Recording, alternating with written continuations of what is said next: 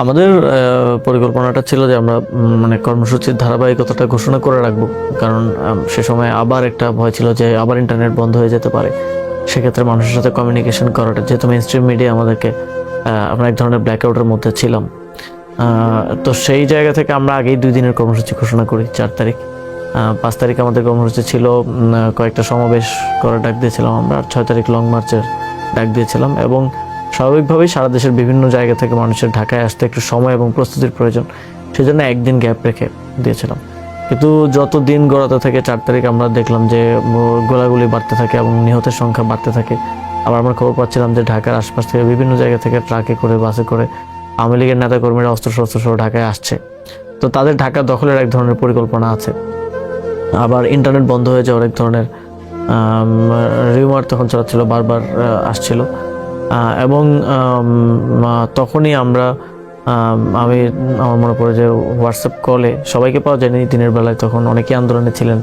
এবার নাহিদ ইসলাম ভাইকেও পাইনি, তিনি আন্দোলনে ছিলেন। ফোন বন্ধ করে স্বাভাবিকভাবে ফোন ট্রেস করে তখন উঠিয়ে নিয়ে যাওয়ার একটা সম্ভাবনার জায়গা থেকে নিরাপত্তার জন্য ফোন বন্ধ করেছিলেন, তো ওনার সাথেও যোগাযোগ করতে পারিনি।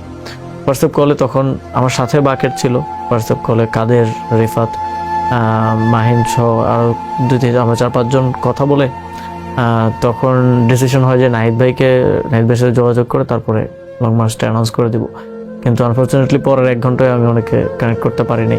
সেদিন রাতে পরে কথা হয়েছিল, একেবারে রাত 10টা-11টার দিকে। তারপর আমার মনে হলো যে বেশি দেরি হয়ে যেতে পারে, কারণ এই কর্মসূচি যদি রাতে ঘোষণা দিই তাহলে তো বিভিন্ন জায়গা থেকে মানুষজন আসতে পারবে না।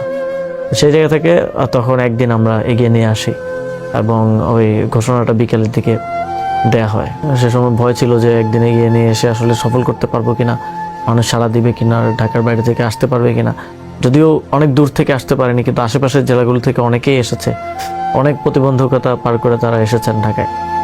তো তারপরেও 5 তারিখের পরে তো মনে হচ্ছে যে এটা খুবই গুরুত্বপূর্ণ এবং সময়োপযোগী একটা সিদ্ধান্ত ছিল।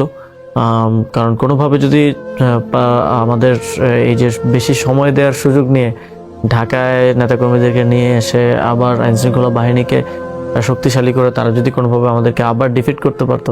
প্রথমবার তো ইন্টারনেট বন্ধ করে দিয়ে একটা আন্দোলন তখনই সফলতার দিকে চলে যাচ্ছিল, যাত্রাবাড়ি সহ বিভিন্ন জায়গায়, বরিশাল, অনেকগুলো জায়গা আন্দোলনকারীদের দখলে চলে এসেছিল। তো ব্ল্যাকআউট করে তখন গুলি চালিয়ে নির্বিচারে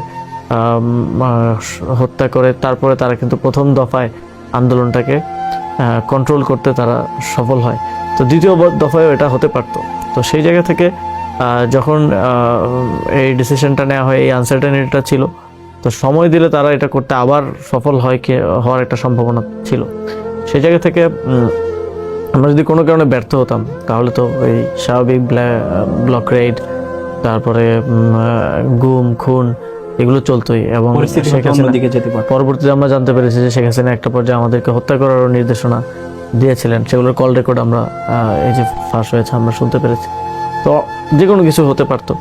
তো যে 5 তারিখের ঘোষণাটার ফলে এবং 5 তারিখে মানুষের সমর্থন এবং মানুষের রাজপথে নেমে আসা এই ঘোষণার প্রতি সমর্থন দেখিয়ে, এবং 5 তারিখেও প্রায় 400-500 মানুষ শহীদ হয়েছিলেন। একদিনের মধ্যে সর্বোচ্চ ছিল সেটা পুরো গণঅভ্যুত্থানে নেমে আসার ফলে এই সফলতাটা এসেছে। তো সেই জায়গা থেকে এই সিদ্ধান্তটা খুবই সময়োপযোগী একটা সিদ্ধান্ত ছিল।